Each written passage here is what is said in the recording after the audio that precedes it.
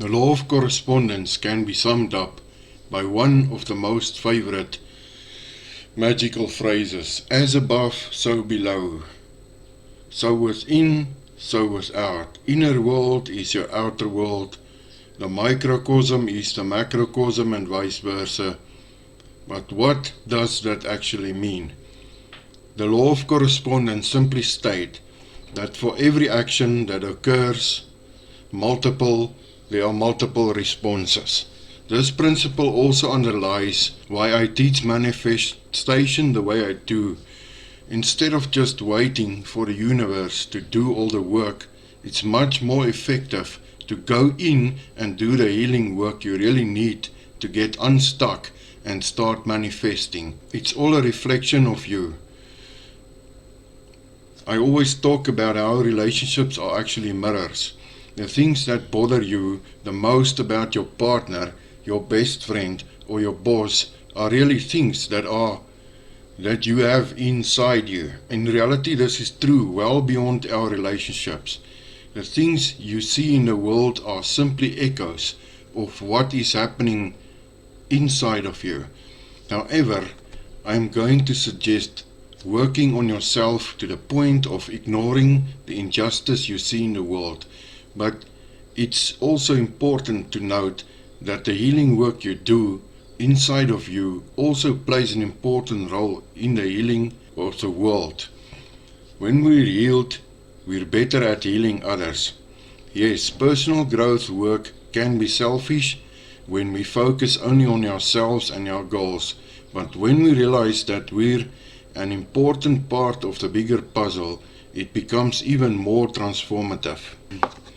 Why not play with this idea just to prove it to yourself? For example, instead of bitterly waiting for your significant other to do what you want them to do, act with the assumption that they will. You might be surprised at just how quickly you can create the results you want from simply assuming this stance. It's all happening for you, not to you. No matter what's happening to you right now, it's important to see the bigger picture. I like to think of us all, each playing our own individual cosmic video game.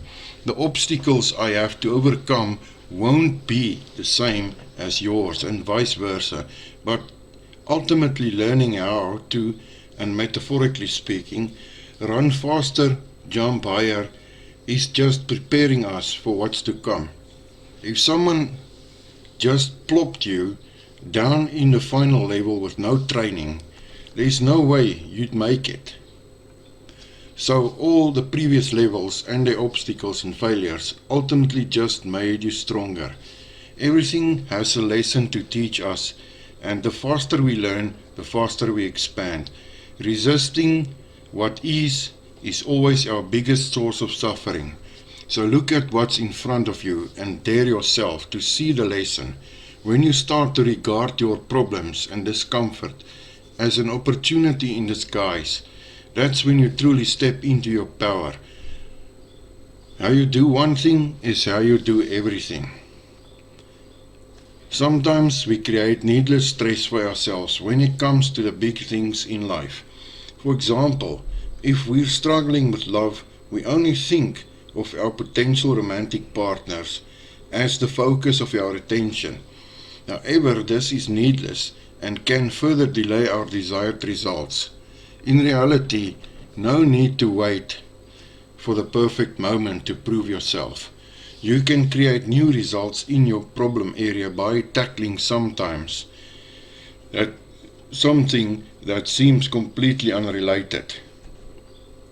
In relationships, perhaps you're having a hard time enforcing boundaries or keeping your standards high. So instead of waiting for your next potential romantic situation for you to work on, why not start the work now? Above all else, the law of correspondence reminds us to tap into ourselves for healing, happiness and comfort that we desire. You are never a helpless passerby or a powerless victim, to your circumstances. You are an active participant in every last thing you see in the world, and you're the sole creator of your reality. The only question is, what are you going to do with that power?